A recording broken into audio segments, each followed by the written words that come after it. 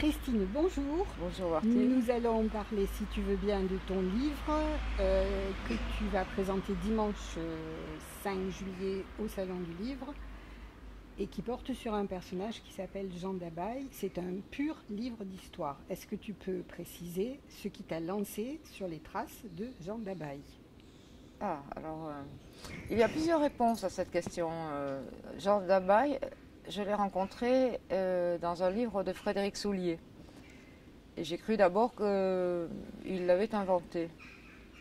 Mais méfiance, comme Frédéric Soulier n'invente presque jamais rien, j'ai cherché et j'ai trouvé sans peine aux archives ce personnage qui s'appelait en réalité Guillaume Sibra. Et il a vécu dans le quartier où j'habite moi-même. Et ça, c'est la seconde raison. J'ai eu envie de chercher sa maison et de comprendre son histoire.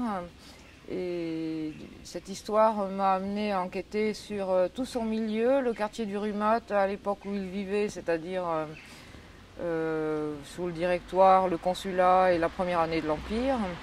C'était un quartier d'ouvriers, de pauvres gens, voire de gens misérables. Les plus chanceux travaillaient aux tanneries ou au tissage et d'autres crevaient la faim. Et ce sont des personnages qui, au lieu d'entrer dans le projet de la Révolution, c'est ça qui est atypique et intéressant, ont pour certains embrassé la cause de la contre-révolution ou en tout cas aidé à celle-ci en répondant à des stimulations qui étaient d'ailleurs monétaires au départ. Jean Dabaye, c'est son surnom, est entré dans cette cause, a commis des violences à Mirepoix, a déserté, a été condamné à l'âge de 17 ans à 15 ans de fer pour vol aux armées. Il a échappé à la police, il a vécu de rapines dans les bois et de mauvaises actions dans les villages.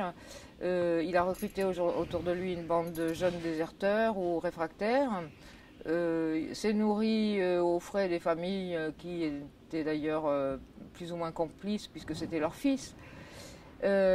Ensuite, montant d'un cran dans la violence, il a attaqué des forces de l'ordre, dont le gendarmerie sur la route de Pamiers.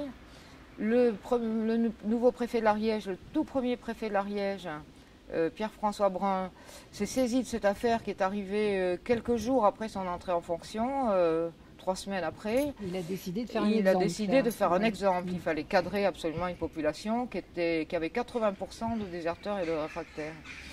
Et il a déclenché des battues pour retrouver Guillaume Sibra, dit Jean Dabaye et sa bande. Et celui-ci leur a échappé à Camon dans une scène extraordinaire qui est racontée aux archives. Lui et sa bande ont pris le temps de boire chopine dans le village, dans une maison amie, pendant que la colonne mobile de Mirepoix patrouillait dans les rues à la recherche désespérée de ces bandits. Et il a échappé donc à la colonne mobile en leur faisant la nique et en se moquant d'eux. Et il avait avec lui tous les habitants de Camon pour se rire des forces de l'ordre. Alors c'est exactement ce que j'allais poser comme question, c'est-à-dire que nous on les voit quand même comme des gens dangereux, potentiellement violents, etc. Quel était le ressenti de, on va dire, la population moyenne par rapport aux actes et on va dire méfaits de gens comme ça? Est-ce qu'ils étaient finalement quand même bien accueillis, bien compris on et voit protégés? bien que les petites gens les protégeaient, les soutenaient leur cause. La Révolution ne leur avait rien apporté à eux, contrairement aux espoirs qu'ils avaient pu nourrir. Au contraire, ils étaient accablés eux aussi d'impôts, de charges, etc. Et en revanche, dans les familles moyennes ou supérieures, on avait peur évidemment des exactions la nuit, du feu mis aux granges, spécialement ceux qui avaient acheté des biens nationaux, qui ont été attaqués des nuits durant. Enfin finalement, Guillaume Sibra a été incarcéré une première fois, il s'est évadé de la prison 2 fois, il a été repris une seconde fois, et là il s'est évadé encore au bout d'une corde qu'il avait tressée avec la paille de sa paillasse. Et là, il a disparu. Et à l'époque, quand j'ai commencé d'écrire ce livre, je ne savais pas ce qu'il était devenu. Oui. Il semblait s'être évaporé en ne laissant derrière lui que la corde et son chapeau. Et tu as trouvé? Et 2 ans plus tard, j'ai trouvé, là aussi Frédéric Soulier le disait, il a été guillotiné, tout simplement, avec 6 de ses complices, dans la cour de la prison de Foix. Conclusion. Toujours croire ce que raconte Frédéric Soulier, Première chose. même si c'est dit d'une façon très personnelle.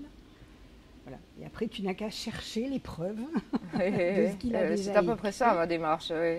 Après, Mais j'ai aimé quand même ce personnage, surtout par rapport à l'époque actuelle. On voit se développer une délinquance mue par une certaine idéologie qui est difficile à classer et à juger. Et j'ai trouvé que c'était dans le passé un cas assez intéressant d'un déviant qui certes est devenu un bandit crapuleux à la fin, mais qui était dans une position par rapport à l'État, par rapport à la société, que ses congénères pouvaient soutenir parce qu'il y avait quelque chose là-dedans de vrai. de vrai, oui. Voilà. Mm. Alors ça m'a amené aussi à m'intéresser au sort des compagnes de ces hommes.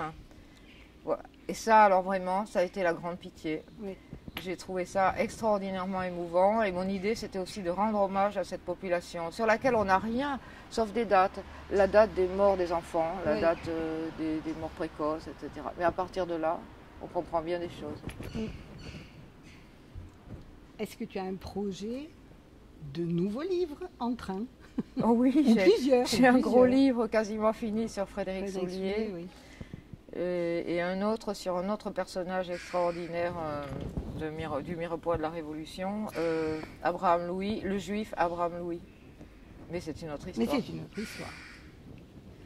Merci Christine. Merci Martine. On se verra au salon. À bientôt.